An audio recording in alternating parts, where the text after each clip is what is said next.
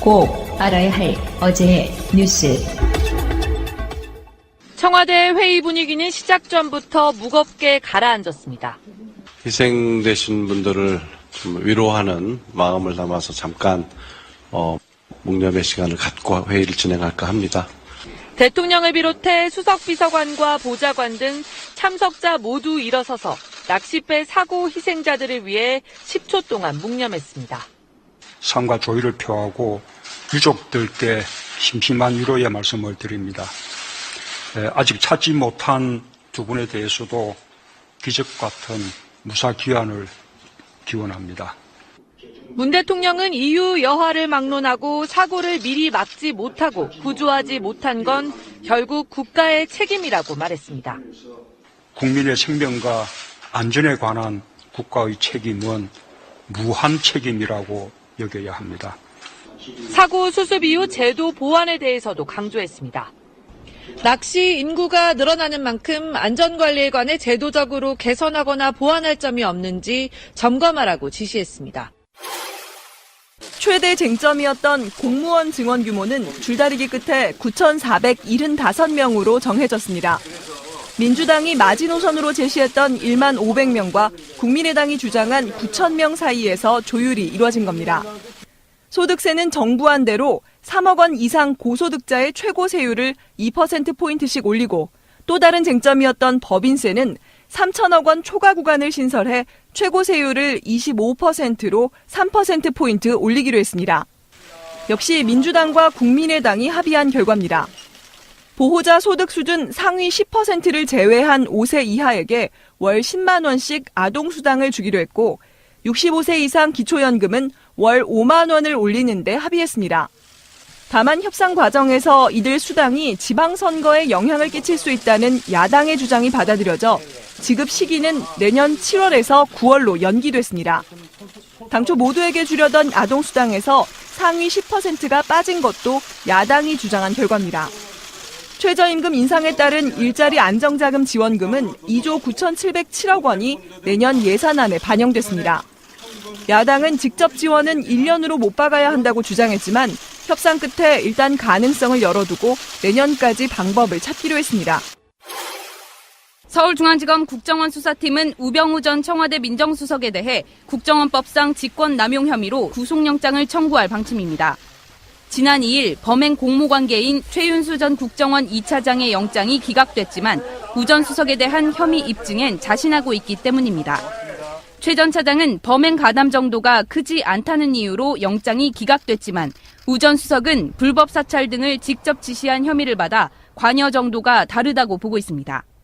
특히 검찰은 우 전 수석이 민정비서관으로 간 2014년부터 국정원 8국으로 불리는 국익정보국이 불법 사찰을 시작한 점에 주목하고 있습니다. 당초 국정원 2차장 산하에선 정보의 자의적 활용이나 왜곡이 불가능하도록 정보 생산은 7국, 수집은 8국이 전담하도록 분리돼 있습니다.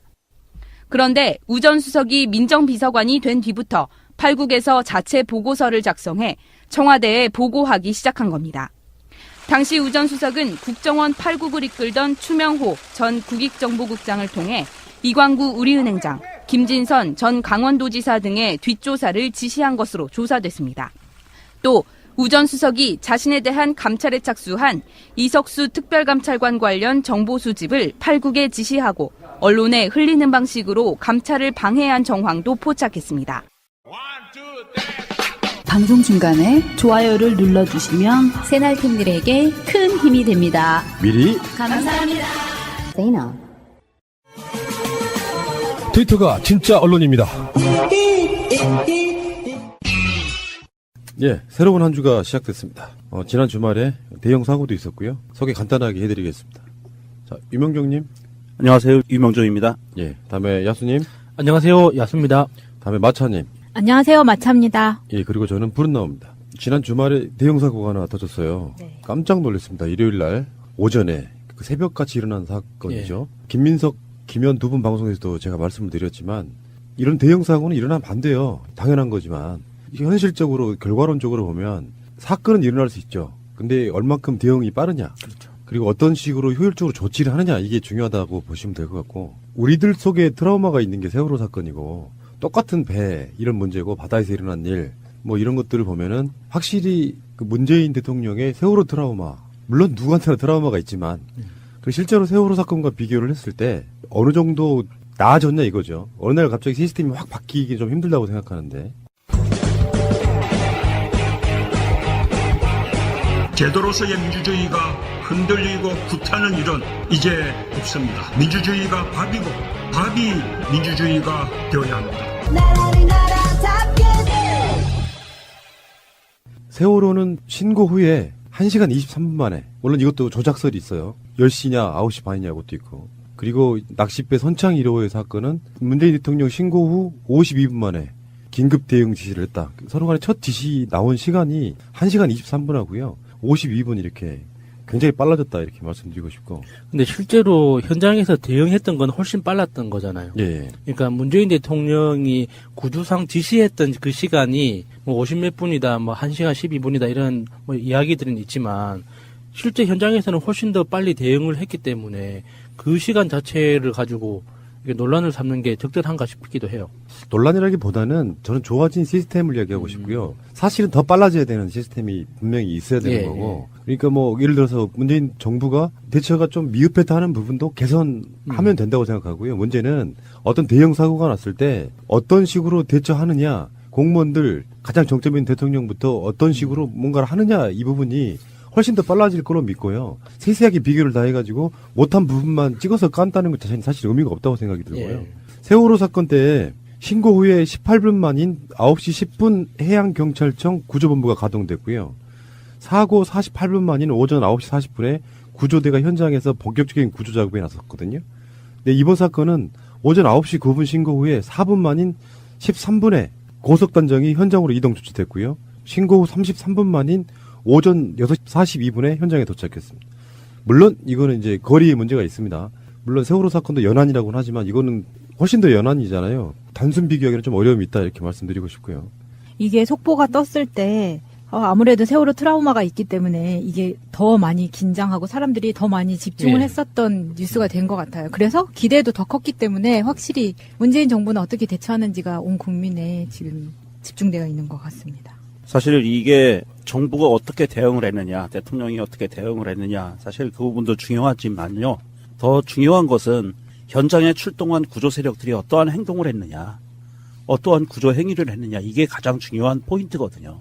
사실 재난 사고에서는 그 현장에서 발생한 피해자들을 어떻게 안전하게 구조하느냐, 이것이 가장 키포인트가 되는데 이번 낚싯배 사건에 대해서는 현장에 출동한 구조 세력들이 신속하게 그 전복되어 있는 배에서 생존자 포함해서 사망자들을 구조해냈어요. 그런 부분들이 가장 큰 차이점이라고 하고 뭐 몇 대가 헬기가 어떻게 동원되고 배가 동원되고 중요합니다만은 가장 중요한 것은 구조 세력들이 어떠한 행동을 하고 어떠한 생각을 갖고 있었느냐, 이게 가장 중요하다고 보고요. 이 구조 세력들이 현장에 출동해서 가장 먼저 한 것들이 배의 상태를 살펴보고 배 안에 생존자들이 있는지 없는지를 확인하고, 물론 그 안에서 생존자들이 구조 요청을 했지만 확인하고 생존자들을 구출해내고 그 안에 들어가 있던 사망자들을 구조해내고 그리고 현장 수습을 빨리 했다는 겁니다. 우리가 세월호 사건 때 지금 몇 년 동안 계속 이야기를 해오고 있지만 전문가들도 그렇게 이야기를 합니다. 신상철 님도 그렇고 배가 급격하게 전복이 됐을 경우에는 반드시 에어포켓이 존재한다. 그 에어포켓에는 생존자가 살아있을 확률이 굉장히 높기 때문에 빠른 시간 내에 그 생존자들이 버틸 수 있는 시간 내에 구조하는 것이 가장 우선이다라고 항상 이야기를 해왔어요. 그런데 이번 낚싯배 사고에서 그것이 증명이 되다시피 한 거예요, 사실은. 굉장히 가슴이 아픈데 그 생존자 3분이 전복되어 있는 배 안에서 에어포켓 안에 생존해 계셨던 거예요. 그랬기 때문에 이분들을 구조해낼 수 있었고, 지금 실종되어 있는 2분 중에 한 분은 선장님인데 이분이 생존해 계시면 물론 많은 증언을 할 수 있겠지만 사실은 이제 시간이 점점 지나고 있어서 쉽지 않은 노릇이긴 해요. 쉽지 않은 노릇이기는 합니다. 그런데 우리가 과연 다시 한번 되돌아봐야 돼요. 세월호 때 해경은 그 안에서 전복되어 있는 세월호를 보면서 무슨 생각을 하고 무슨 행위를 했었는가, 이번 낚싯배를 보면서 다시 한번 꼼꼼히 짚어봐야 된다고 생각을 합니다. 예, 잠시 후에 다시 오겠습니다. 지나간 배가 있고 그게 급유선이라고. 예. 낚싯배가 출발을 하면서 기존에 오고 있던 배와 부딪힌 상황인 거잖아요. 배 사이즈가 엄청 차이가 나는 상황이에요. 그 영상을 보니까 같은 방향으로 이렇게 대각선으로 이렇게 마주치더라고요. 그러니까 그런 게 사실 그 바다에 나가서 낚시를 해보셨거나 배를 타보셨던 분들은, 그러니까 중소형 선박 정도를 타보셨던 분들은 이 사고가 사실 이해가 안 되실 거예요. 이게 보통 낚싯배에서, 그러니까 바다에서 이렇게 배를 타고 나가서 바다 한가운데서 낚시를 할 때도 보통 크기에 상관없이 주변에 배가 지나가면 파도가 치거든요. 그 파도에 대비해서 각자 안전 준비를 해요. 뭐 뭔가를 붙잡는다거나 그 선장님이 뭐 파도 옵니다 조심하세요라거나 이런 경고성 멘트를 해주시거든요. 그런데 이 배가 같은 방향으로 이렇게 돌진을 하고 있는데 서로 보지 않았다는 뜻이죠. 정말 이해 안 가더라고요. 예, 예. 배가 캄캄하다고 해도 새벽이니까 예. 다 불은 켜고 있잖아요. 그렇죠. 그걸 모를 리가 없다고 생각이 드는데 어떻게 예. 이렇게 부딪히는 사고가 나죠? 그러니까 그쪽 양쪽 정말 불운이 겹쳐서 양쪽 다 다른 쪽을 보고 있었거나 안 그러면은 우리 교통사고에서 이야기할 때 전방주시 태만이라고 하죠. 이제 그런 게 정말 불운이 겹쳐가지고 이런 사고가 난 것이 아닐까 추론을 하는 거예요. 사실 이런 말씀 드리기는 상당히 좀 앞서 있는 부분이기도 하고 안타깝기도 하고 미안하기도 하고 죄송하기도 합니다만은 그 낚싯배를 타보신 분들은 알아요. 새벽 낚싯배가 출항을 하잖아요. 그러면 한 대가 나가는 게 아닙니다. 그 항구에서 여러 대의 낚싯배가 출항을 하는데 대부분의 목적은 같아요. 비슷한 자리에서 낚시를 해서 물고기를 많이 잡게 해주는 게 목표예요. 선장님의 목표는. 그래서 낚시꾼들이 좀 더 손맛을 즐기고 좀 더 수확을 많이 가져갈 수 있게 해주는 게 선장의 최고의 목표입니다. 돈을 받고 하는 행위이기 때문에. 그래서 영흥도는 솔직히 제가 잘 모르겠어요. 그런데 인천의 경우에를 보면 낚싯배가 출항을 하면 뭐 몇 대가 되든 몇십 대가 되든 출항을 했을 때 거의 동시에 출발하거든요. 그리고 이 낚싯배들이 경주를 합니다. 먼저 좋은 자리를 차지하기 위해서. 정신없이 그 최고 속도로 달려요. 낚싯배들이 보통. 좋은 자리 잡기 위해서. 예. 좋은 포인트는 한정돼 있거든요. 물고기가 많이 모이는 좋은 포인트는 한정돼 있고 그 안에 낚싯배들이 몰리기 때문에 굉장히 질주를 합니다. 낚싯배들이. 그런 와중에서 제가 조심스럽게 예측하는 것은 그렇게 질주를 하는 와중에 이 급유선은 속도가 느리거든요. 이 속도가 좀 느린 급유선을 추월하려다가 무리하게 추월하려다가 아마도 충돌 사고가 나지 않았을까 하는 그런 예측을 해요. 합리적 추론이신 예. 것 같고요. 그러니까 설마 부딪히리 하고 그냥 앞으로 휙 지나가려고 했는데 부딪혀버린 거구나. 그랬을 가능성이 있다 이거죠. 예, 그럴 가능성이 있습니다. 선장과 선원이 각각 한 명씩 해서 낚시객 20명에서 22명 이렇게 됐는데 그중에 생존자가 7명인데요. 이분은 그냥 배가 뒤집어졌으니까 물에서 건져 올리는 상태이기 때문에 외상은 거의 없다는 거고 네. 다음에 13명이 사망하셨고 실종자가 2명인 거죠. 그중에 한 분이 선장님입니다. 뭐 밤 새워서 지금 조명탄 쏘면서 수색했다고 그러는데 못 찾고 보니까 주변에 바닷가 수색하더라고요. 떠밀려온 뭐 시신이나 이런 게 없나. 사실 이게 해양에서 실종이 됐을 경우에는 물에 빠졌기 때문에 이 겨울이잖아요. 또 이게 바닷물이 약 영상 4도 이하 그 정도에서 움직이는데 저체온증에 시달리기 딱 좋거든요. 그렇기 때문에 최대한 빠른 시간 내에 구조를 해야 되는데 이게 최대한 길게 잡아서 24시간에서 72시간이라고 해요. 그 안에 구조를 하지 않으면 사실은 이제 생존하기가 어려운 상황이다라고 보고 있고요. 아마도 이제 많이 수색 구조 활동을 많이 하고 있으니까 조만간 발견하지 않을까 싶기는 합니다만은 좀 안타까운 부분이네요. 표류 중에 구출된 사람이 6명, 그 중에 2명은 저체온증으로 사망. 실제 지금 바다 온도가 한 0도쯤 된다고 해요. 세월호 사건 때는 해군이 통영함 출동하려다가 어떤 이상한 이유로 아직까지도 그 원인이 밝혀지지 않고 있는데 해군의 공식 쉴드는 아직 완성이 안 된 배였기 때문에라고 하고 있거든요. 이번에는 해경뿐만 아니라 해군 함정, 헬기 등이 총 출동해가지고 지금 수색 나섰는데 결국에는 지금 아직까지 우리 방송한 이 시간까지는 못 찾고 있는 거고요. 이런 얘기 하나 드리고 싶어요. 에어포켓. 세월호 방송에서도 이야기를 뭐 다시 해야 될 부분인데 에어포켓 안에서 물론 작은 배입니다. 그러니까 세월호처럼 큰 배는 아니고 지금 급유선, 낚시배와 급유선의 차이가 한 33배쯤 나요. 사이즈랄까 이 톤수의 크기가. 근데 에어포켓에서 지금 버텨서 살아나신 분들이 1시간 한 반 이상 버텼다 그러거든요. 세월호의 부분에서도 진짜 안타까운 부분이 그거예요. 분명히 에어포켓은 있었을 텐데. 그렇죠. 있을 수밖에 없죠, 구조상. 배가 뒤집어지면 무조건 떠 있다는 것 자체는 에어포켓이 있는 거예요. 공기가 다 빠지지 않는 이상 배는 떠 있는 거라고 말씀드리고 싶고, 요즘 낚시 인구가 우리나라 국민 레저로 등극했잖아요. 네. 등산을 이겼다 그러는데 등산 인구보다 낚시 인구가 그렇게 많아요? 저는 낚시를 좋아하는 편은 아니어서 잘은 모르겠는데, 제가 일본 갔을 때 들었던 인상적인 게, 그 낚시 라이센스가 있더라고요. 그러니까 그게 기본적인 취지가 이게 해양 자원 보호를 위해서 너무 무분별하게 낚시를 다 하면, 그러니까 이게 상업적인 목적과 그 취미의 목적이 정말 어중간하거든요. 이렇게 좀 전문적으로 하시는 분들한테는. 그러니까 그런 걸 방지하기 위해서 그 자격증 제도를 운영하더라고요. 그래서 낚시 면허를 주기적으로 갱신해야 되고, 그래서 교육도 받아야 되고, 그 해양, 그 자연 보호하는 그런 교육도 받아야 되고 하는 그런 제도가 있던데, 이 정도로 이제 낚시라는 이 레저가 많이 보급되고 하면 낚시를 하시는 분, 그러니까 낚시를 위한 서비스를 제공하는 이 그 선박 운행하시는 분들에 대한 안전 교육도 물론 해야 되지만, 낚시를 하시는 분들도 사실 중요하거든요. 그런 교육이. 근데 이번에 승선할 때도 그렇고 구명조끼를 다 해경이 다 일일이 검사를 했고 다 착용을 했는지, 그리고 앞서서 안전 대비를 해서 교육까지 다 마쳤다고 하잖아요. 탈 때. 그것만 봐도 세월호 때랑은 완전히 달라진 모습을 볼 수가 있었거든요. 인천 남항부두가 낚시로 바다 낚시로 굉장히 유명하거든요. 주말이 되면은 인천 남항부두의 주차장이 새벽 3시부터 차가 차기 시작을 합니다. 새벽 3시요? 예. 왜냐하면 물때 맞춰서 새벽 5시, 6시에 출항하거든요. 이번 사고처럼. 그래서 새벽 3시쯤이면 차가 들어오기 시작하는데 4시가 넘어가면 주차할 공간이 없어요. 그 정도로 차가 많이 들어오고요. 예전에 비해서 바뀐 게 마차님이 방금 얘기하신 것처럼 해경과 또 선장이 굉장히 꼼꼼하게 점검을 합니다. 승객들에 대해서.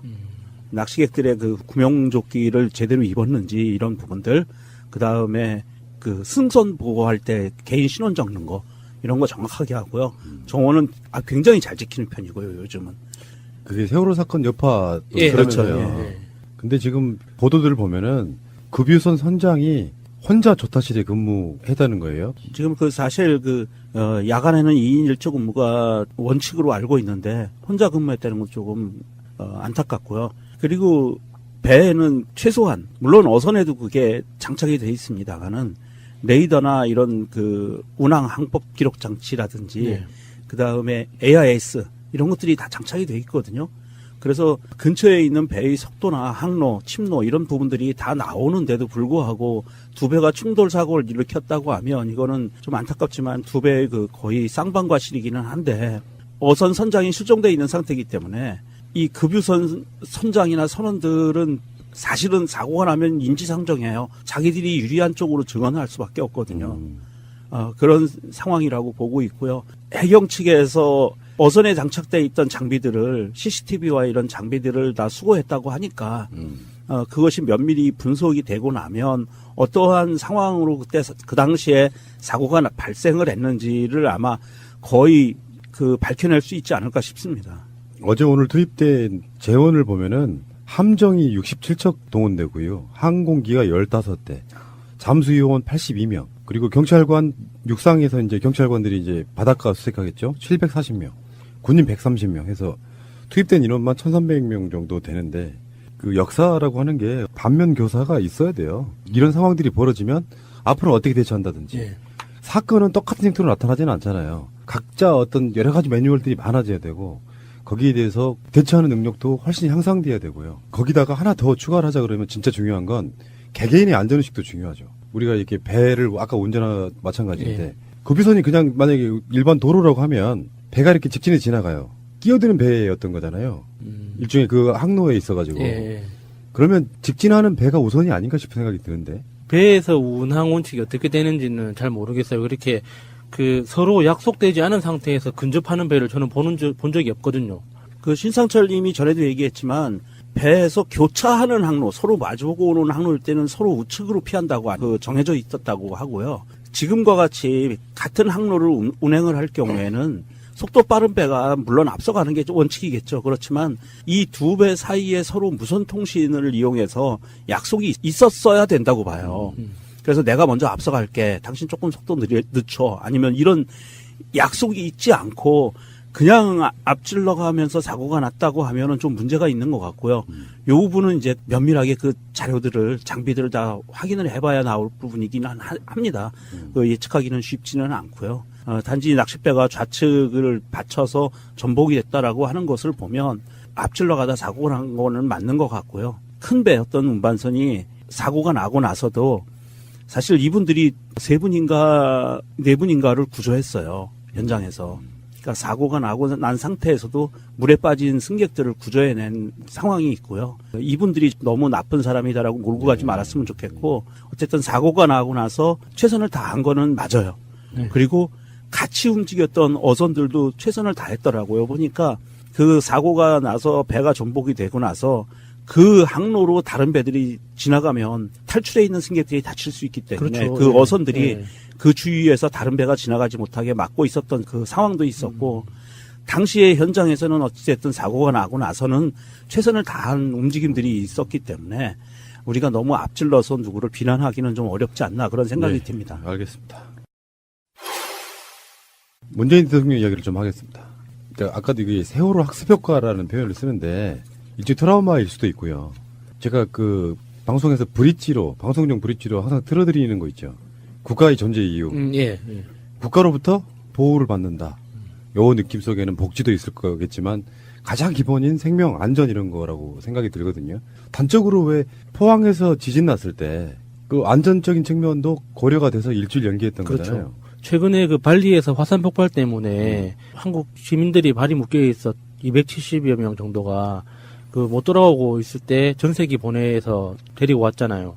그때 그 여행객 중에 한 명이 그런 말씀을 하더라고요. 정말 비로소 이제 나라 국가로부터 보호를 받고 있다는 느낌을 받았다. 그런 태도 아니겠습니까?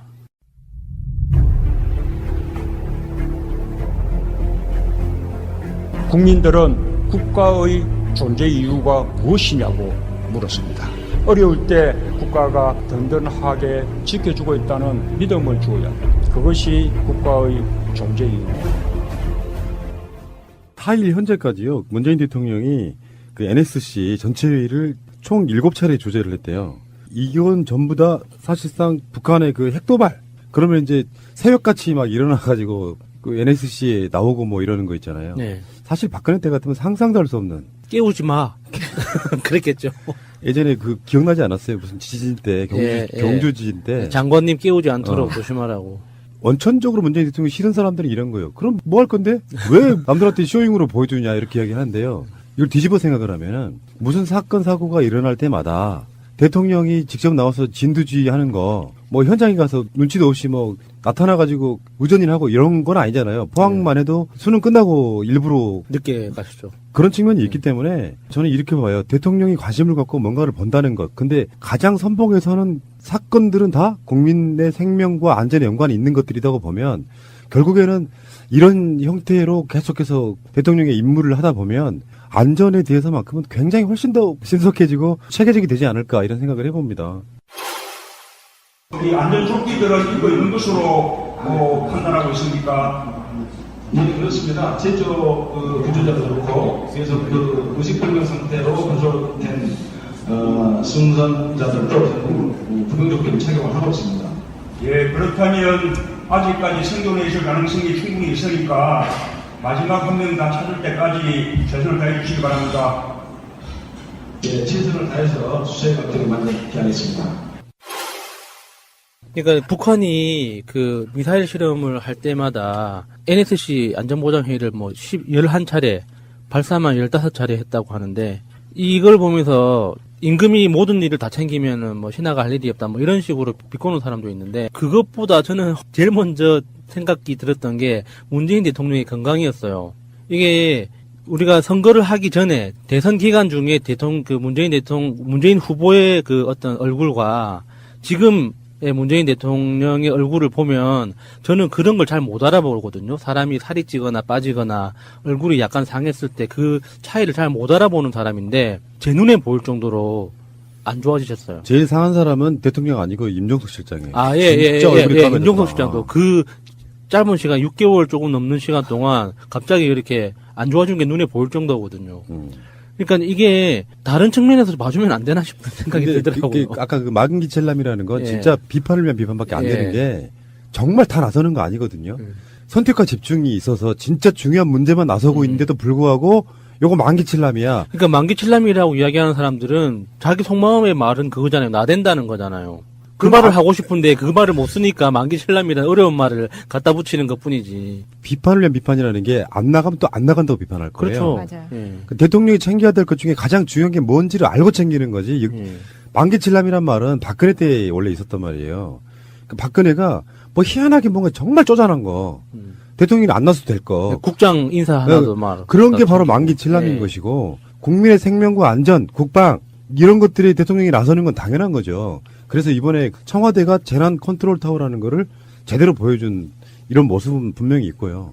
물론 부족할 수 있어요. 아까 제가 말씀드린 것처럼 어떤 로봇처럼 완벽한 시스템 속에 착착착 이루어지지 않고 오랜 시간 쌓여온 것들이 있거든요. 저는 이렇게 봅니다. 무슨 사고가 났다. 그러면 신고가 들어오는 건수도 이것 말고도 꽤 있을 거 아니에요.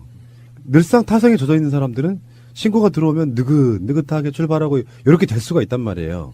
근데 그게 가짜 신고라고 할지라도 출동하고 구조로 가는 세력들은 신고가 들어오는 즉시 출발할 수 있는 그런 시스템들이 다 갖춰지고 그냥 출발만 하는 게 아니고 가면 어떤 상황인지를 가면서 긴밀한 연락 끝에 뭐 어떤 장비를 준비해 간다든지 또 어떻게 팀을 짠다든지 하는 여러 가지 시스템들이 계속 만들어질 거라는 이야기를 드리는 거거든요. 발전이 없으면 그건 역사의 진보가 아닌 것이고 세월호 사건 이후에 박근혜 정권 때 2014년 그 사건 이후에 2015년, 16년, 17년까지 사실 나아진 게 없다는 비판을 엄청 들었었거든요.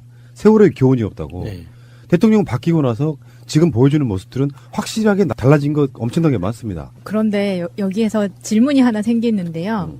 뭐 문재인 대통령은 이런 거를 국가적으로 다 지원을 하겠다. 이건 국가에서 책임져야 할 문제다라고 발표를 하고 있는데 거기에 나오는 후속 기사들로 유가족들은 지금 정부를 탓하고 있다.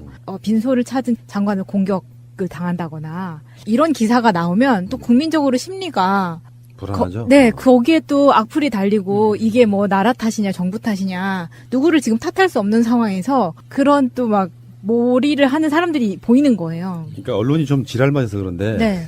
장관이 그 빈소에 갔잖아요. 그분들이 기사 제목이래. 분통을 터뜨려 이렇게 네. 하잖아요.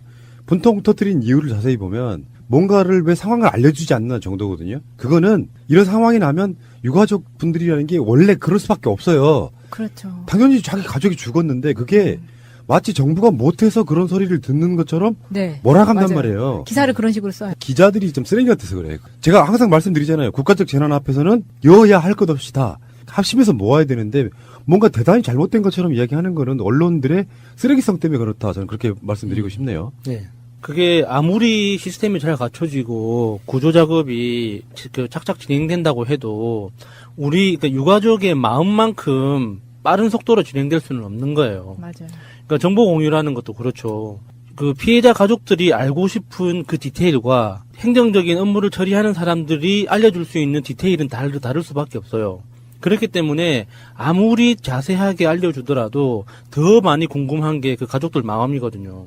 그래서 그 가족들이 그냥 그 겉으로 보기에 화를 내고 행정당국한테 분통을 터뜨린다고 해서 그 행위 자체가 뭔가 정부가 잘못하고 있다라고 딱 그림을 그려놓고 이야기를 만들어내는 거죠, 지금 언론들이. 그러니까 아까도 말씀드렸지만 100% 다 잘하기는 힘들어요. 예. 어떤 정부도 그건 마찬가지야. 예. 문제는 어떤 방향성으로 가느냐. 우리 국민이 다쳤다, 사고가 났다, 죽었다. 이럴 때 어떤 방식으로 대처를 하느냐를 먼저 봐야 되는 거지. 어떤 언론은 그런 거 있잖아요. 뭐 수중 수색대가 엄청 늦게 도착했다. 이것만 부각을 시키는 거야. 핀셋으로 끄집어내듯이 잘못한 부분만 가려내면 어떤 정부가 잘했다는 소리를 들을 수 있겠어요. 문제는 대통령이 화상회의 하면서 계속해서 그쪽하고 이야기를 하는데 모든 언론이 대통령이 일거수일투족에 이런 사건 나면 집중하잖아요. 그러면 당연히 현장에 있는 사람들은 더 긴장하고 더 훨씬 빨리 할 수밖에 없는 상태. 이게 중요하다는 거예요. 네. 사고가 났어? 알아서 잘 하겠지 뭐. 그래서 5시 10분 넘어가지고 부시시한 상태로 나타나는 대통령이 우리가 불과 얼마 전에 봤잖아요. 네. 근데 새벽같이, 그러니까 나는 그렇게 북한 그 핵도발도 마찬가지. 김정은의 전략을 이제 알겠어. 문재인 대통령을 괴롭혀서 네. 피곤하게 해가지고 적의 수장을 어떤 상태에 빠뜨리려고 하는 게 아닌가 싶어. 사실 택도발이라는 게 우리나라 쏘는 것도 아니면 안 나타나도 돼. 어떤 면에서 보면. 근데 꼬박꼬박 나타나잖아. 마음속으로 국민들한테 대통령이 하는 행위가 뭐겠어요. 괜찮습니다. 제가 다 진두지휘할 테니까 국민들이 일단 안심하십시오를 밖으로 보여주는 거지. 문재인 대통령이 잠수복 입고 들어가서 구해오니? 하실 수는 있을 것 같아요. 네. 안타까운 이야기예요. 그리고 여러분도 이렇게 생각 한번 해보시자고요. 내 가족이 어떤 세월호부터 시작해가지고 이런 상황들이 되면 저는 범국민적으로요. 이런 분들의 유족들이 가장 먼저 케어가 돼야 된다고 생각해요. 예. 이걸 정치적으로 몰아가서도 안 되고 분통 터뜨릴 수도 있고요. 요거를 언론들이 이간질만 안 하면 예전에 우리 국가가 해야 될 굉장히 여러 가지 일들 중에서 국가가 얼마나 케어하느냐. 첫 번째. 그리고 두 번째는 같은 사고가 반복되지 않는 것. 이런 것들로 시스템을 고쳐나가야 된다. 저는 그렇게 생각을 합니다. 알겠습니다. 잠시 후에 다시 오겠습니다. 좀 전까지 좀 열변을 토했더니 잠깐만 쉬어가시죠. 우리 새날도 지금 그 패널들만 하는 송년회가 계획돼 있어요. 아, 송년회. 네. 예, 맛집에서 하기로 했죠. 맛집. 대단한 걸 먹겠다 이런 건 아니고 너무 좋아하네. 사람과 사람 사이에 얼굴 한번 보자. 네. 사람 참 웃긴 것 같아요. 누가 그러더라고. 달력이 뭘까요? 그때 알쓸신잡인가 하는 프로를 잠깐 봤는데 그런 비슷한 얘기가 나와요. 그냥 세월은 그냥 흘러가는 거잖아. 예. 굳이 인간은 거기다가 숫자의 의미를 집어넣어가지고 달이 바뀌고 해가 바뀌는 걸 왜 할까? 뭐 이런 이야기를 했는데 그게 일종의 다짐 같은 거다. 다짐. 약속일 수도 있고요. 패널들이 워낙에 많잖아요. 약 27명쯤 되니까. 저는 지금 여기 있는 멤버 말고 본 분이 별로 없어요. 궁금하기도 합니다. 중요한 건 방송이라 만나서 술 먹고 이러는 걸 제가 그닥 좋아하지 않습니다. 예, 어쨌든 간에 최근에 나온 보도에 보면은 이런 재밌는 것도 있더라고요.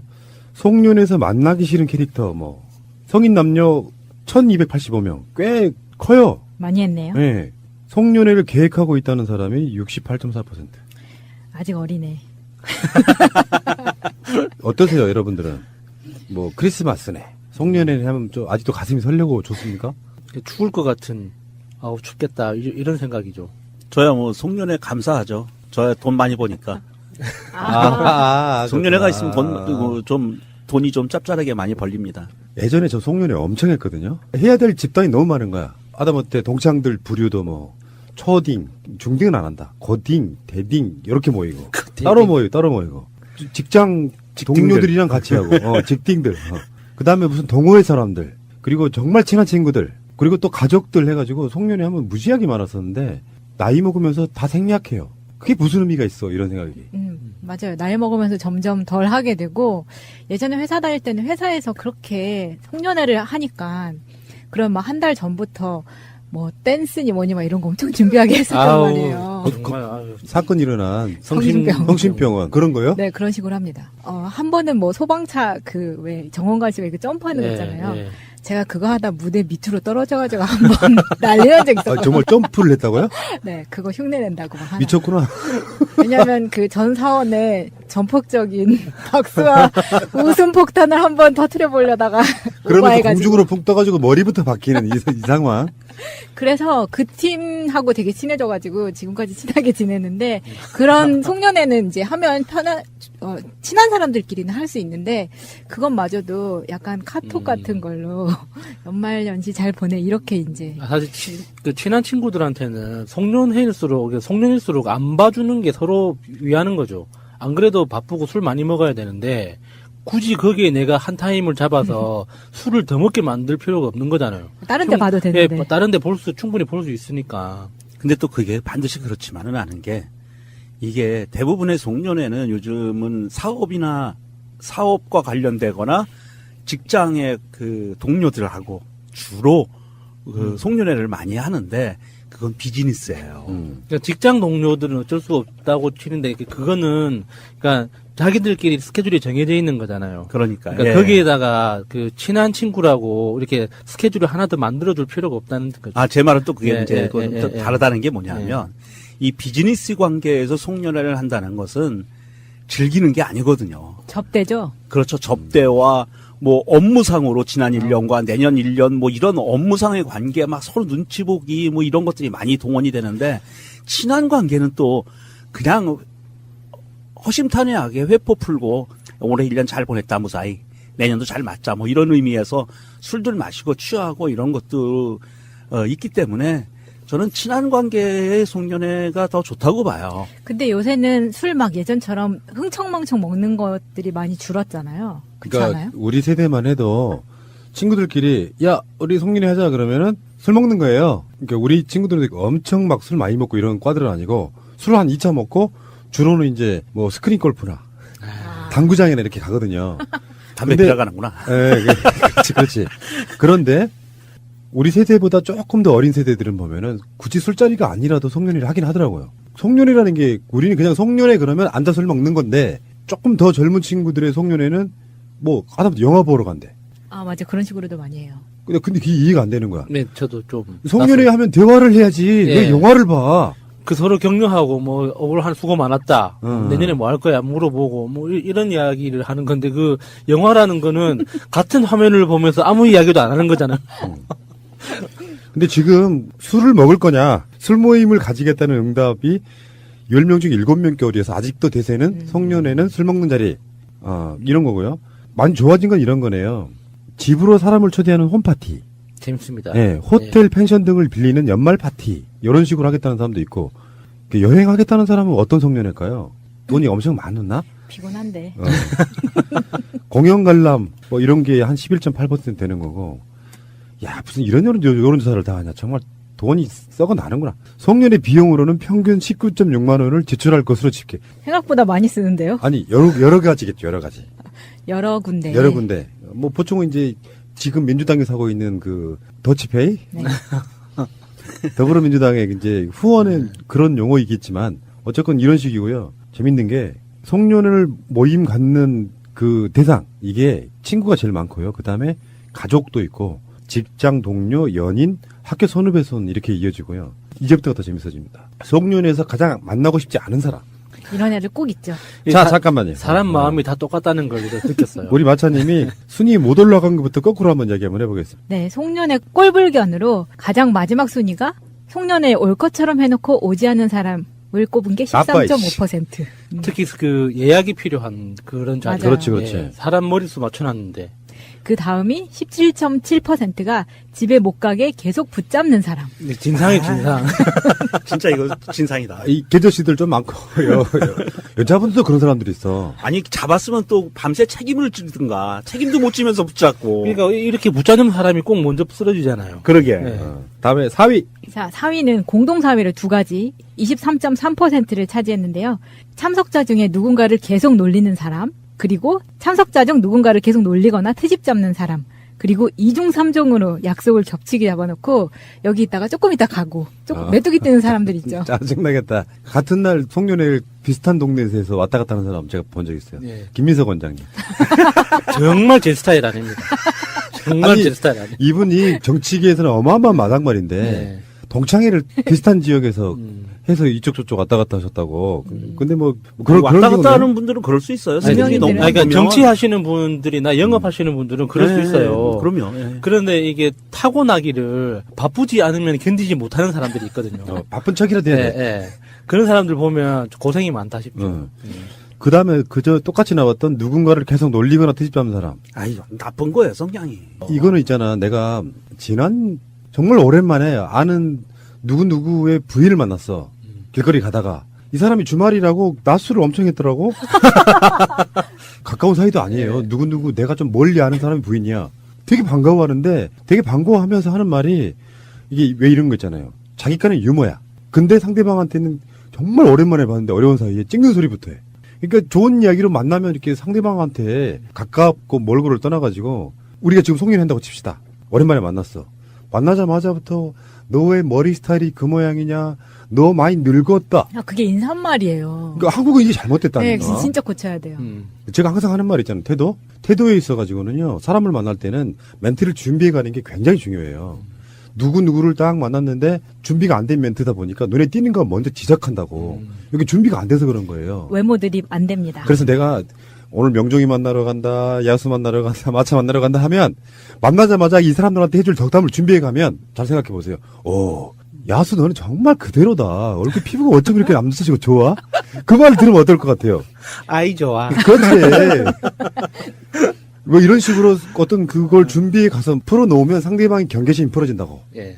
그래서 이렇게 서로가 화기애애질 수 있는데 내가 달랑 마차님 만나가지고요. 너네가 아직도 키가 안 컸니? 그런 식으로 가면 안 된다는 거죠. 네, 알겠습니다. 자, 3위로 가겠습니다. 네. 밥이나 술을 살 것처럼 해놓고 돈 안 내고 도망가는 사람이 에이씨. 28.4%. 이것 포함해서 지가 쏜다고 해놓고 지가 만취해서 사라져버리는 케이스. 내가 이런 사람 내가 굉장히 많이 알고 있는데.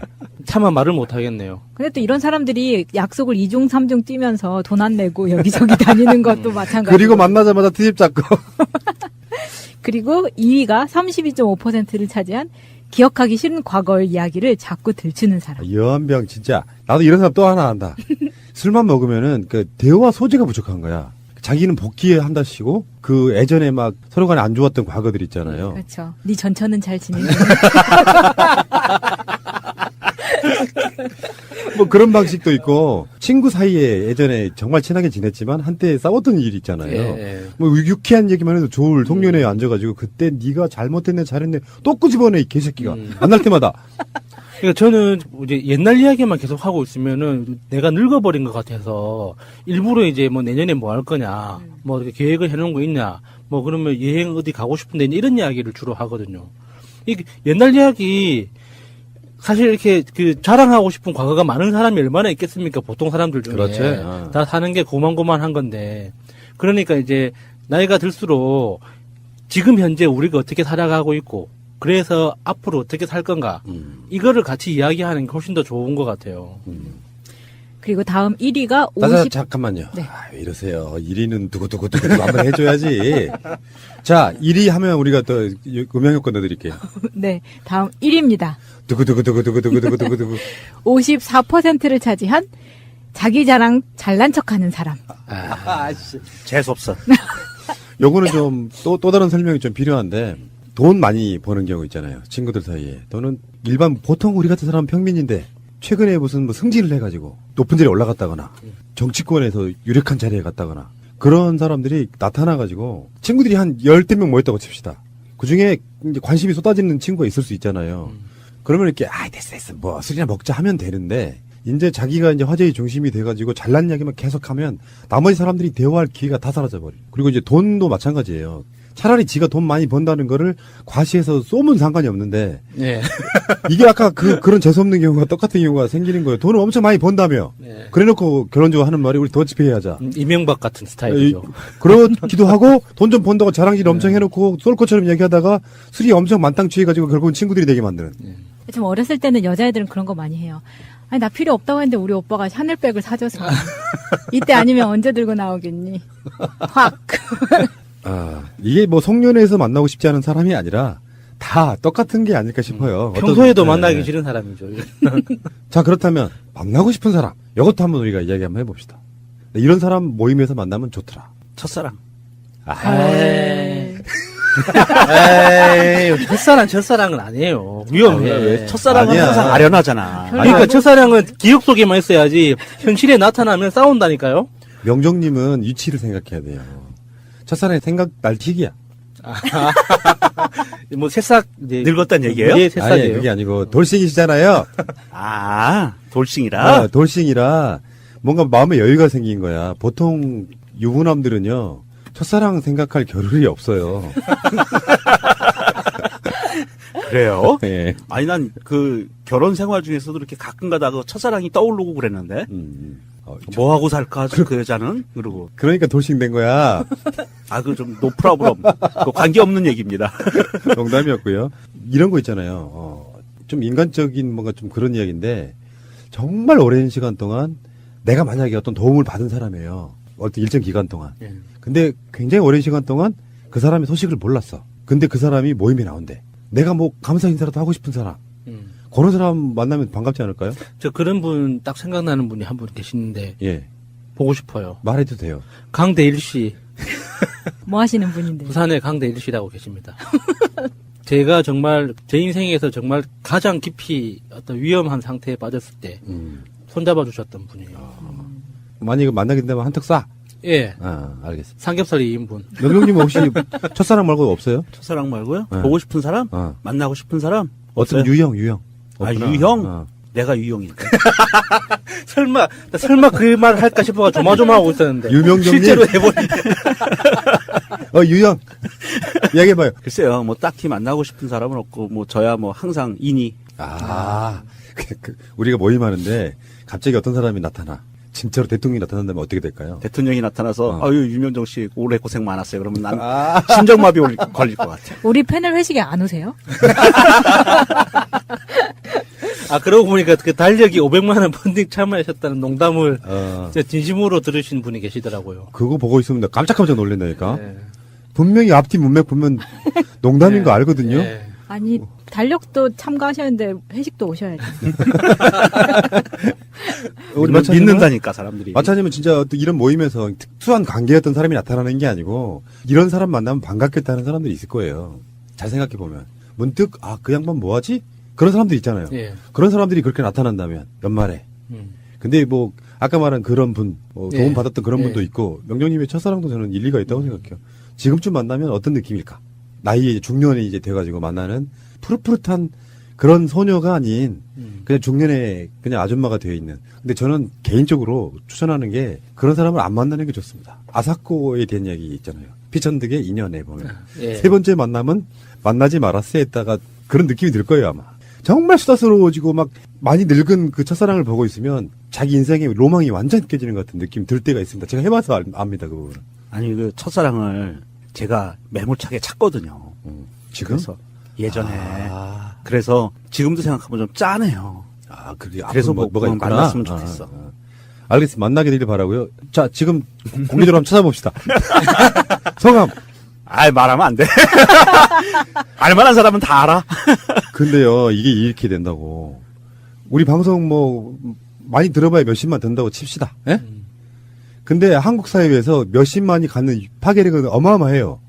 인맥으로만 따지면 내가 알고 있는 인맥만 10명이라고 치면 그러니까 50만 명이면은 1%잖아요. 그러니까 그러네. 그래서 이게 내가 개인이 5명만 안다고 쳐도 이게 500만이 되는 거예요. 그러니까 사람 찾는 거 되게 쉬워. 그럼 이름 말해도 돼요? 네, 해봐요. 이영희라고요. 어디 살았는지 그런 이야기는 해줘야지. 인천에 살았고요. 하여간 뭐 저보다 한 살 어리고 그랬었어요. 이름부터 벌써 예쁘시네요. 철수야 영희야. 그때 영희. 알겠습니다. 이영희 씨 아시는 분은 우리 새해가 날아든다 공식 이메일로 주시기 바랍니다. 마차님 없어요? 연말에 만나고 싶은 사람이요? 윤정신? 어머, 윤정신 콘서트 가고 싶네요. 콘서트 하긴 합니까? 근데 저는 콘서트에서 관객으로 만나고 싶은 건 아니고 항상 말씀드렸다시피 1대1로. 네, 1대1로. 자리를 한번 만들어주시기 바랍니다. 참 어처구니가 없어요, 진짜.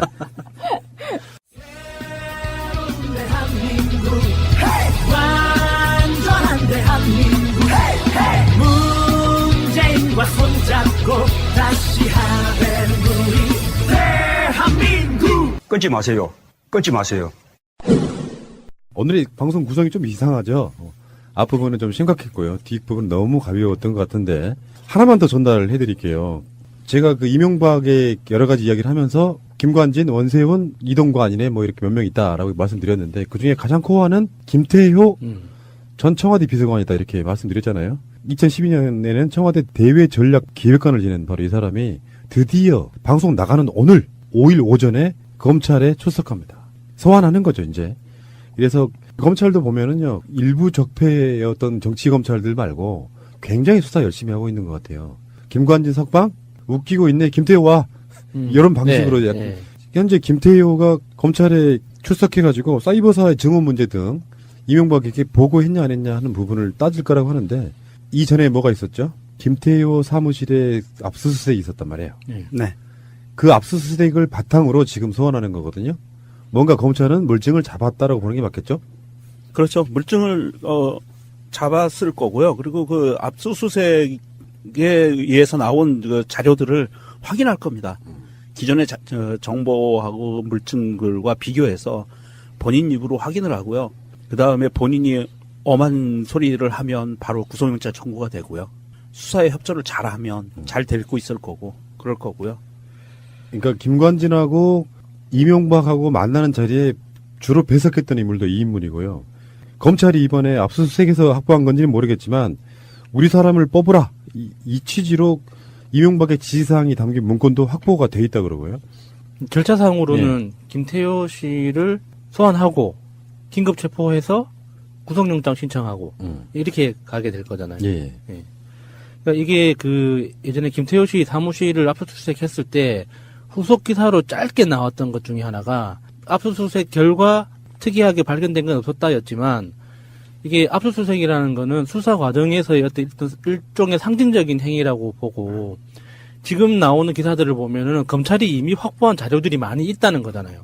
그 서류에 표시되어 있는 김태효 씨가 했던 행위들이 사실이냐 아니냐를 물어보는데 사실 거절할 수가 없는 거죠. 문서로 기록이 남아 있으니까. 저는 그 압수수색이라는 거를 정치적으로는 이렇게 보고 싶은 게 있어요. 압수수색이라는 게 상상해 봅시다. 지금 우리가 있는 공간에 갑자기 검찰 수사관들이 들이닥쳐요. 영장 들고. 다 뒤지는 거야. 뭐 책장부터 시작해가지고 뒤질 수 있는 건 다 뒤져. 심한 경우에는 천장도 뜯고 다 뒤진단 말이에요.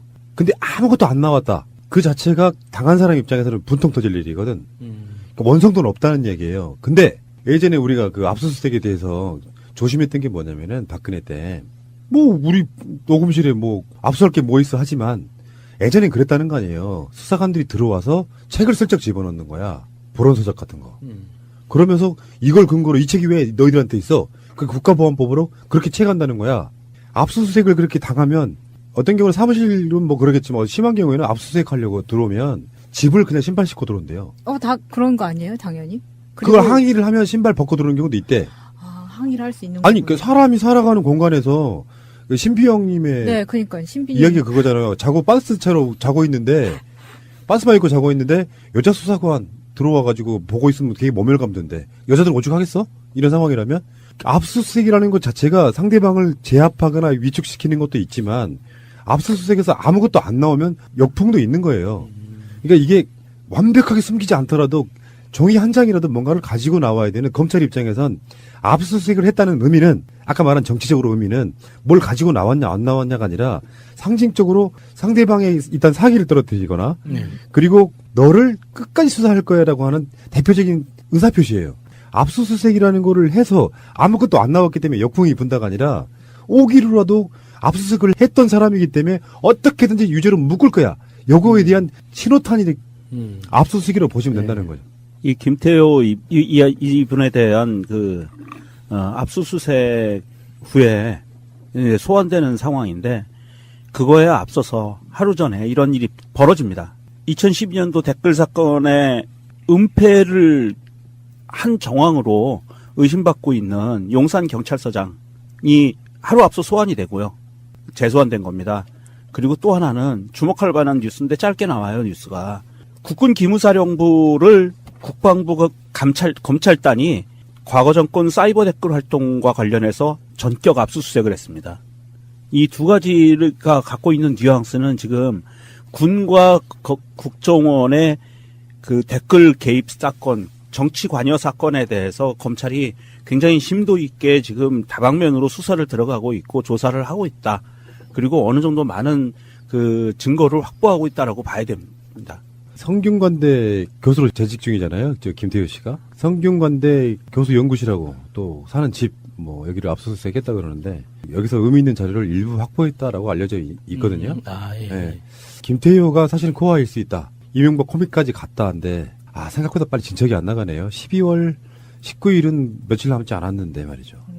이명박 씨는 송년회를 미리 해둬야 되는 게 아닌가 싶기도 하고요. 거기 가면 이명박은 다 포함되지 않을까요? 싫어하는 사람? 잘난 척하고 막. 이번 포항 지진에도 500만 원 성금을 기탁하셨죠. 통 크게. 진짜. 성금으로 기탁했다는 썰도 있고 금일봉으로 줬다는 이야기도 있고. 이명박이 성금을 많이 낼 수가 없어요, 입장에. 왜냐하면 우리가 재수없어 500만 원이 뭐야 5천만 원이나 5억도 아니고 이렇게 얘기를 하지만 5천만 원이나 5억을 냈다고 하면 일단 세무당국에 주시를 받습니다. 이 돈이 어디서 나왔지? 출처가. 그렇지. 그래서 안 그래도 주시 받고 있는데 뭐. 더 깊이 주시를 받죠. 그래서 500만 원 낸 것도 많이 했었다. MB야. 참 알겠습니다. 오늘 방송 전체적으로 보면은 낚싯배 전복 사고 여기서 다시 한번 말씀드리고 싶어요. 이런 사고가 국가만 잘해서 되는 건 아니다. 문재인 정부도 지금보다 훨씬 더 좋아질 거다 저는 믿고요. 대통령이 관심 갖고 그게 5년 지나면 시스템 자체가 어마어마하게 빨라지고 정확해질 겁니다. 만기 신람 이런 뭐 말도 안 되는 소리는 좀 접어두시자고요. 알겠습니다. 인천 해난 사고는 이 재대책위원장 보고에 따르면 또 자동차는 도로 위를 달려야 하듯이 해상에도 해로가 있다고 합니다. 그래서 유조선이 해로를 벗어나서 낚싯배를 충돌한 해상 관제 시스템에 문제가 있었다. 그것은 아마 기자 여러분들이 다시 한번 확인 취재를 해보시기 바랍니다. 그럼에도 불구하고 이번 예산안을 시의하면서 해양경찰청의 VTS 예산을 이 해상 관제 시스템하고 관련 있는 예산이라고 합니다. 그걸 삭감했다고 합니다. 그걸 삭감해서 퍼주기 복지에 사용했다고 합니다. 이런 문제는 우리가 국민들이 좀 알아야 되고 짚고 넘어가야 할 문제입니다. 해양경찰청 해상교통관제센터에 대한 예산은 작년 269억 원 대비 115억 원이 감액된 154억 원이 편성됐습니다. 이는 190억 원이 편성됐던 경인 해안연안센터 구축 등 대형 사업이 완료됐기 때문입니다. 해양교통관제센터 운영과 인력 충원을 위한 예산은 늘었지만 센터 건설 비용이 빠지면서 예산 총액이 줄어든 것입니다. 국민의 불안 해소에 나서기는커녕 악의적 예산 정쟁에 나선 한국당 대표의 모습 참 나빴 뿐입니다. 사실관계 왜곡을 사과해야 합니다.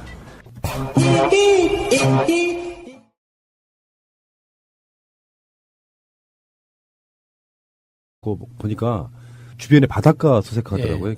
떠밀려온 뭐 시신이나 이런 게 없나? 사실 이게 해양에서 실종이 됐을 경우에는 물에 빠졌기 때문에 이 겨울이잖아요. 또 이게 바닷물이 약 영상 4도 이하 그 정도에서 움직이는데 저체온증에 시달리기 딱 좋거든요. 그렇기 때문에 최대한 빠른 시간 내에 구조를 해야 되는데 이게 최대한 길게 잡아서 24시간에서 72시간이라고 해요. 그 안에 구조를 하지 않으면 사실은 이제 생존하기가 어려운 상황이다라고 보고 있고요. 아마도 이제 많이 수색 구조 활동을 많이 하고 있으니까 조만간 발견하지 않을까 싶기는 합니다만은 좀 안타까운 부분이네요. 표류 중에 구출된 사람이 6명, 그 중에 2명은 저체온증으로 사망. 실제 지금 바다 온도가 한 0도쯤 된다고 해요. 세월호 사건 때는 해군이 통영함 출동하려다가 어떤 이상한 이유로 아직까지도 그 원인이 밝혀지지 않고 있는데 해군의 공식 쉴드는 아직 완성이 안 된 배였기 때문에라고 하고 있거든요. 이번에는 해경뿐만 아니라 해군 함정, 헬기 등이 총출동해가지고 지금 수색 나섰는데 결국에는 지금 아직까지 우리 방송한 이 시간까지는 못 찾고 있는 거고요. 이런 얘기 하나 드리고 싶어요. 에어포켓. 세월호 방송에서도 이야기를 뭐 다시 해야 될 부분인데 에어포켓 안에서 물론 작은 배입니다. 그러니까 세월호처럼 큰 배는 아니고 지금 급유선, 낚시배와 급유선의 차이가 한 33배쯤 나요. 사이즈랄까 이 톤수의 크기가. 근데 에어포켓에서 지금 버텨서 살아나신 분들이 1시간 한 반 이상 버텼다 그러거든요. 세월호의 부분에서도 진짜 안타까운 부분이 그거예요. 분명히 에어포켓은 있었을 텐데. 그렇죠. 있을 수밖에 없죠. 구조상. 배가 뒤집어지면 무조건 떠 있다는 것 자체는 에어포켓이 있는 거예요. 공기가 다 빠지지 않는 이상 배는 떠 있는 거라고 말씀드리고 싶고. 요즘 낚시 인구가 우리나라 국민 레저로 등극했잖아요. 등산을 이겼다 그러는데 등산 인구보다 낚시 인구가 그렇게 많아요? 낚시를 좋아하는 편은 아니어서 잘은 모르겠는데 제가 일본 갔을 때 들었던 인상적인 게 그 낚시 라이센스가 있더라고요. 그러니까 그게 기본적인 취지가 이게 해양 자원 보호를 위해서 너무 무분별하게 낚시를 다 하면 이게 상업적인 목적과 그 취미의 목적이 정말 어중간하거든요. 그게 좀 전문적으로 하시는 분들한테는. 그러니까 그런 걸 방지하기 위해서 그 자격증 제도를 운영하더라고요. 그래서 낚시 면허를 주기적으로 갱신해야 되고, 그래서 교육도 받아야 되고, 그 해양, 그 자연 보호하는 그런 교육도 받아야 되고 하는 그런 제도가 있던데, 이 정도로 이제 낚시라는 이 레저가 많이 보급되고 하면 낚시를 하시는 분, 그러니까 낚시를 위한 서비스를 제공하는 이 그 선박 운행하시는 분들에 대한 안전 교육도 물론 해야 되지만 낚시를 하시는 분들도 사실 중요하거든요. 그런 교육이. 근데 이번에 승선할 때도 그렇고 구명조끼를 다 해경이 다 일일이 검사를 했고 다 착용을 했는지, 그리고 앞서서 안전 대비를 해서 교육까지 다 마쳤다고 하잖아요. 탈 때. 그것만 봐도 세월호 때랑은 완전히 달라진 모습을 볼 수가 있었거든요. 인천 남항부두가 낚시로 바다 낚시로 굉장히 유명하거든요. 주말이 되면은 인천 남항부두의 주차장이 새벽 3시부터 차가 차기 시작을 합니다. 새벽 3시요? 예. 왜냐하면 물때 맞춰서 새벽 5시, 6시에 출항하거든요. 이번 사고처럼. 그래서 새벽 3시쯤이면 차가 들어오기 시작하는데 4시가 넘어가면 주차할 공간이 없어요. 그 정도로 차가 많이 들어오고요. 예전에 비해서 바뀐 게 마차님이 방금 얘기하신 것처럼 해경과 또 선장이 굉장히 꼼꼼하게 점검을 합니다. 승객들에 대해서. 낚시객들의 그 구명조끼를 제대로 입었는지 이런 부분들, 그 다음에 그 승선 보고할 때 개인 신원 적는 거 이런 거 정확하게 하고요. 정원은 굉장히 잘 지키는 편이고요, 요즘은. 그게 세월호 사건 여파도 예, 그러면서요. 그렇죠. 예. 근데 지금 보도들을 보면은 급유선 선장이 혼자 조타실에 근무했다는 거예요? 지금 그 사실 야간에는 2인 1조 근무가 원칙으로 알고 있는데 혼자 근무했다는 건 조금 안타깝고요.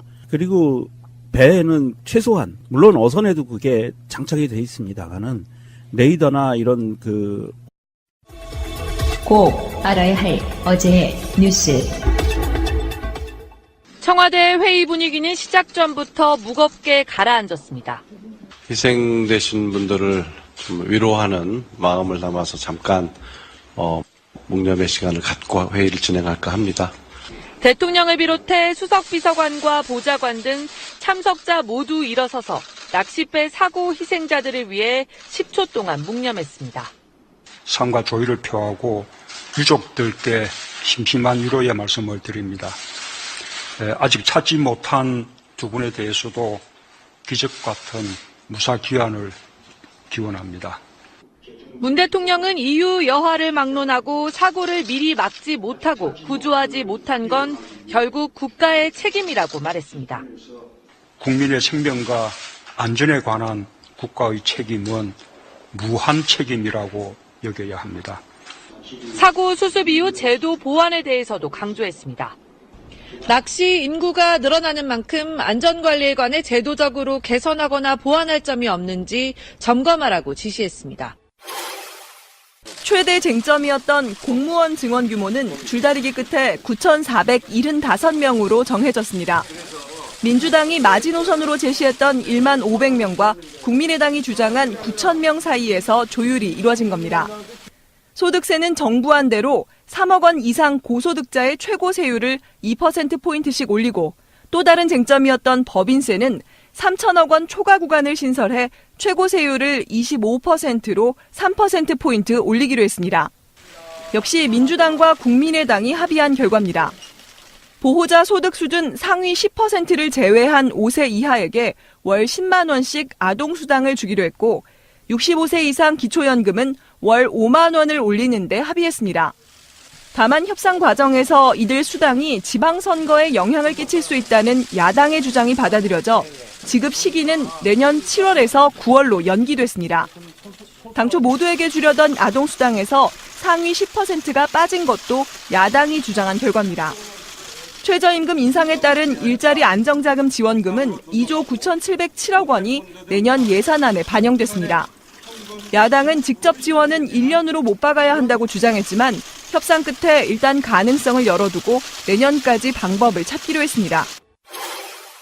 서울중앙지검 국정원 수사팀은 우병우 전 청와대 민정수석에 대해 국정원법상 직권남용 혐의로 구속영장을 청구할 방침입니다.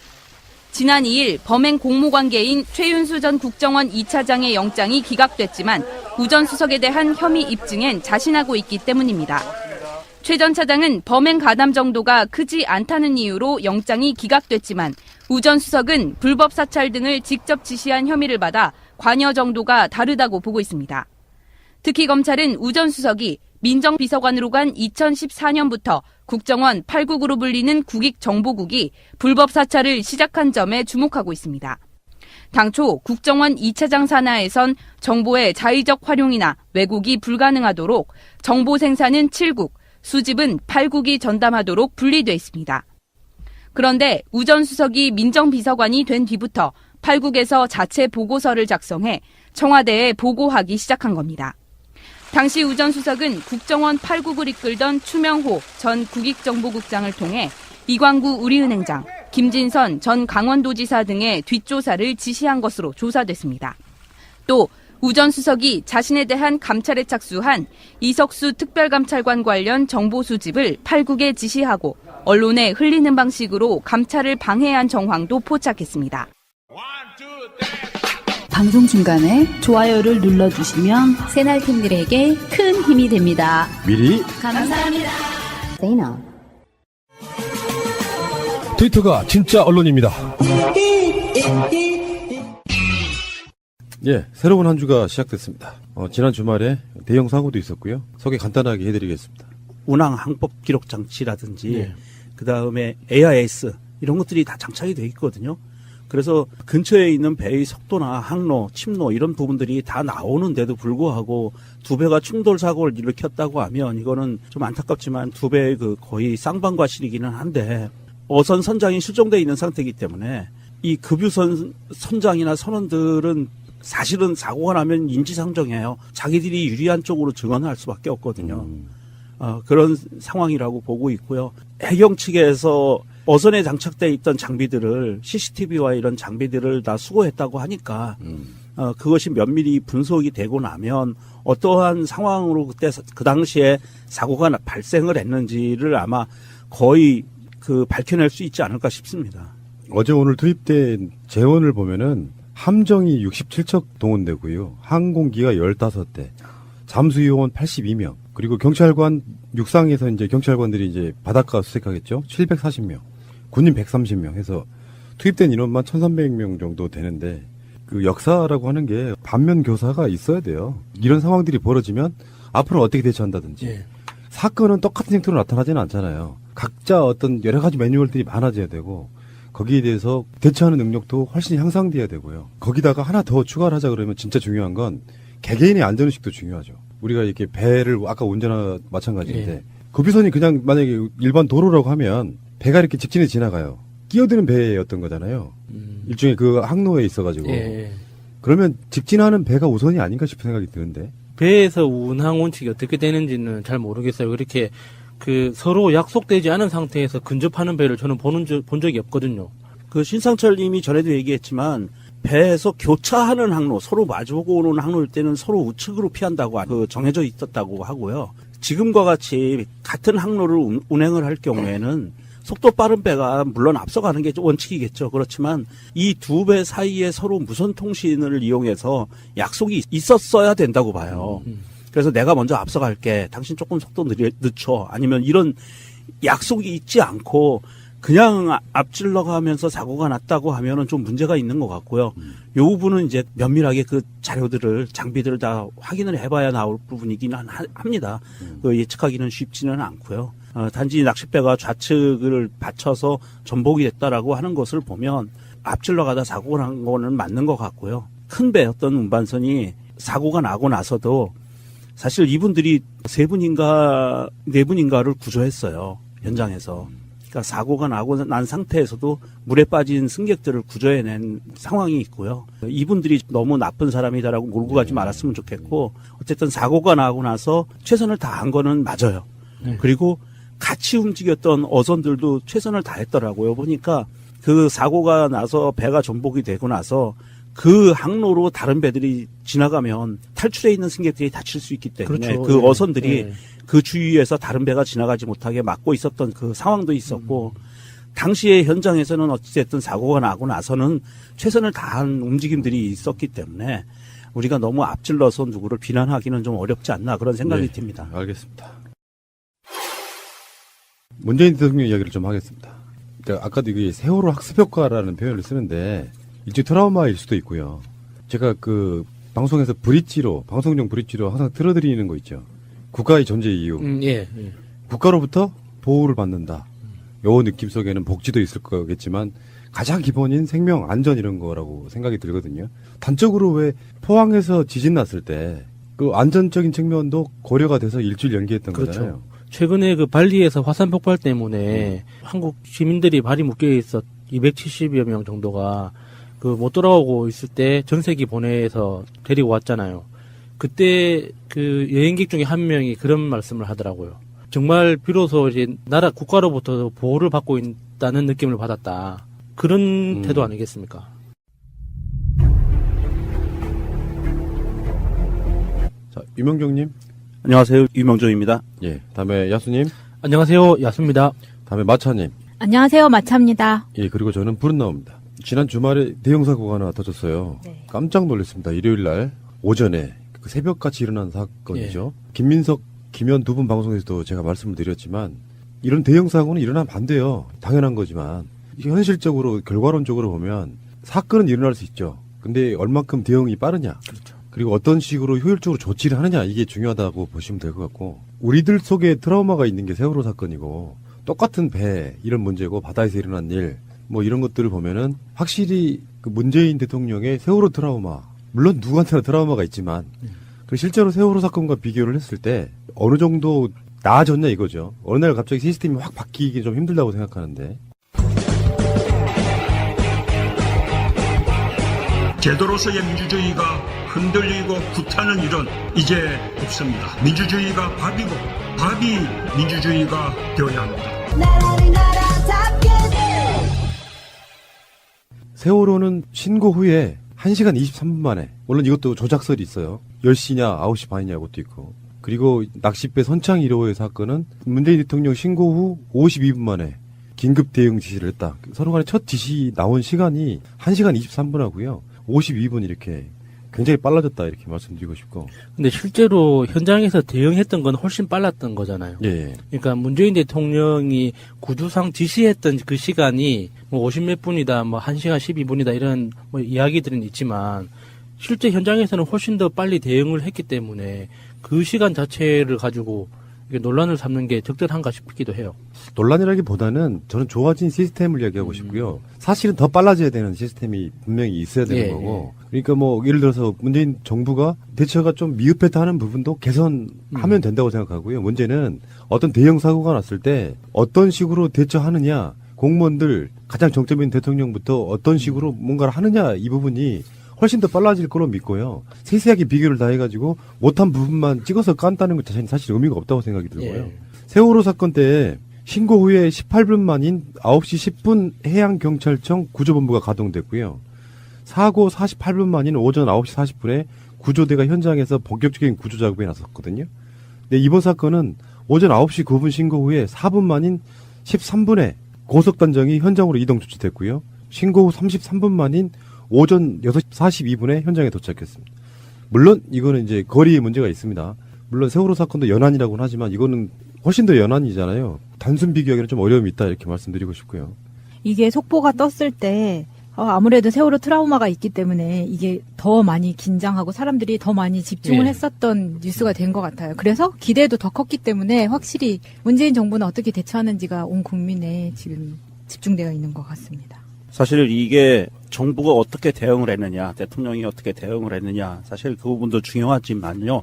더 중요한 것은 현장에 출동한 구조 세력들이 어떠한 행동을 했느냐, 어떠한 구조 행위를 했느냐, 이게 가장 중요한 포인트거든요. 사실 재난 사고에서는 그 현장에서 발생한 피해자들을 어떻게 안전하게 구조하느냐, 이것이 가장 키포인트가 되는데 이번 낚싯배 사건에 대해서는 현장에 출동한 구조 세력들이 신속하게 그 전복되어 있는 배에서 생존자 포함해서 사망자들을 구조해냈어요. 그런 부분들이 가장 큰 차이점이라고 하고, 뭐 몇 대가 헬기가 어떻게 동원되고 배가 동원되고 중요합니다만은 가장 중요한 것은 구조 세력들이 어떠한 행동을 하고 어떠한 생각을 갖고 있었느냐, 이게 가장 중요하다고 보고요. 이 구조 세력들이 현장에 출동해서 가장 먼저 한 것들이 배의 상태를 살펴보고 배 안에 생존자들이 있는지 없는지를 확인하고, 물론 그 안에서 생존자들이 구조 요청을 했지만 확인하고 생존자들을 구출해내고 그 안에 들어가 있던 사망자들을 구조해내고 그리고 현장 수습을 빨리 했다는 겁니다. 우리가 세월호 사건 때 지금 몇 년 동안 계속 이야기를 해오고 있지만 전문가들도 그렇게 이야기를 합니다. 신상철 님도 그렇고 배가 급격하게 전복이 됐을 경우에는 반드시 에어포켓이 존재한다. 그 에어포켓에는 생존자가 살아있을 확률이 굉장히 높기 때문에 빠른 시간 내에 그 생존자들이 버틸 수 있는 시간 내에 구조하는 것이 가장 우선이다라고 항상 이야기를 해왔어요. 그런데 이번 낚싯배 사고에서 그것이 증명이 되다시피 한 거예요. 사실은 굉장히 가슴이 아픈데 그 생존자 3분이 전복되어 있는 배 안에서 에어포켓 안에 생존해 계셨던 거예요. 그랬기 때문에 이분들을 구조해낼 수 있었고 지금 실종되어 있는 2분 중에 한 분은 선장님인데 이분이 생존해 계시면 물론 많은 증언을 할 수 있겠지만 사실은 이제 시간이 점점 지나고 있어서 쉽지 않은 노릇이긴 해요. 쉽지 않은 노릇이기는 합니다. 그런데 우리가 과연 다시 한번 되돌아봐야 돼요. 세월호 때 해경은 그 안에서 전복되어 있는 세월호를 보면서 무슨 생각을 하고 무슨 행위를 했었는가. 이번 낚싯배를 보면서 다시 한번 꼼꼼히 짚어봐야 된다고 생각을 합니다. 예, 잠시 후에 다시 오겠습니다. 지나간 배가 있고 그게 급유선이라고. 예. 낚싯배가 출발을 하면서 기존에 오고 있던 배와 부딪힌 상황인 거잖아요. 배의 사이즈가 엄청 차이가 나는 상황이에요. 그 영상을 보니까 같은 방향으로 이렇게 대각선으로 이렇게 마주치더라고요. 그러니까 그런 게 사실 그 바다에 나가서 낚시를 해보셨거나 배를 타보셨던 분들은, 그러니까 중소형 선박 정도를 타보셨던 분들은 이 사고가 사실 이해가 안 되실 거예요. 이게 보통 낚싯배에서, 그러니까 바다에서 이렇게 배를 타고 나가서 바다 한가운데서 낚시를 할 때도 보통 크기에 상관없이 주변에 배가 지나가면 파도가 치거든요. 그 파도에 대비해서 각자 안전 준비를 해요. 뭐 뭔가를 붙잡는다거나 그 선장님이 뭐 파도 옵니다 조심하세요라거나 이런 경고성 멘트를 해주시거든요. 그런데 이 배가 같은 방향으로 이렇게 돌진을 하고 있는데 서로 보지 않았다는 뜻이죠. 정말 이해 안 가더라고요. 예. 배가 캄캄하다고 해도 새벽이니까 예. 다 불은 켜고 있잖아요. 그렇죠. 그걸 모를 리가 없다고 생각이 드는데 어떻게 예. 이렇게 부딪히는 사고가 나죠? 그러니까 그쪽 양쪽 정말 불운이 겹쳐서 양쪽 다 다른 쪽을 보고 있었거나 안 그러면은 우리 교통사고에서 이야기할 때 전방주시 태만이라고 하죠. 이제 그런 게 정말 불운이 겹쳐가지고 이런 사고가 난 것이 아닐까 추론을 하는 거예요. 사실 이런 말씀 드리기는 상당히 좀 앞서 있는 부분이기도 하고 안타깝기도 하고 미안하기도 하고 죄송하기도 합니다만은 그 낚싯배를 타보신 분들은 알아요. 새벽 낚싯배가 출항을 하잖아요. 그러면 한 대가 나가는 게 아닙니다. 그 항구에서 여러 대의 낚싯배가 출항을 하는데 대부분의 목적은 같아요. 비슷한 자리에서 낚시를 해서 물고기를 많이 잡게 해주는 게 목표예요. 선장님의 목표는.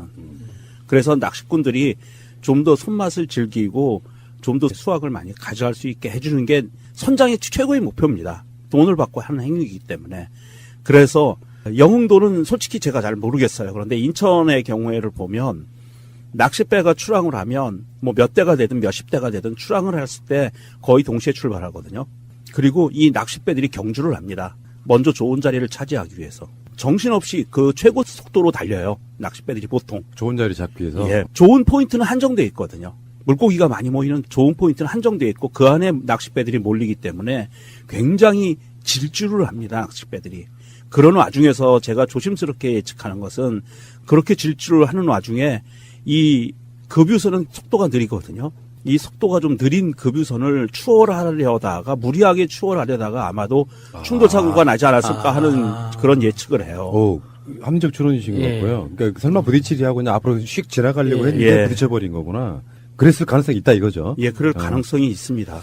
선장과 선원이 각각 한 명씩 해서 낚시객 20명에서 22명 이렇게 됐는데 그중에 생존자가 7명인데요. 이분은 그냥 배가 뒤집어졌으니까 물에서 건져 올리는 상태이기 때문에 외상은 거의 없다는 거고 네. 다음에 13명이 사망하셨고 실종자가 2명인 거죠. 그중에 한 분이 선장님입니다. 뭐 밤 새워서 지금 조명탄 쏘면서 수색했다고 그러는데 뭐 자꾸